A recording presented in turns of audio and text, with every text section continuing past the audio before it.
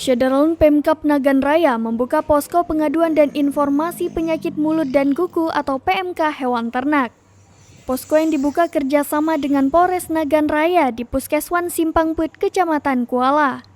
Posko dibuka sejak sepekan terakhir dengan menempatkan sejumlah dokter hewan. Namun, hingga Kamis 19 Mei 2022 belum ada kasus PMK di Nagan Raya.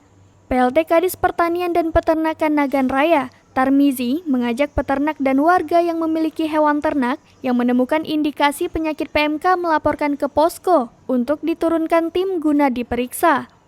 Tarmizi juga mengakui timnya bersama Polres terus melakukan sosialisasi kepada masyarakat terkait wabah PMK. Dari Nagan Raya, Rizwan, Serambi On TV.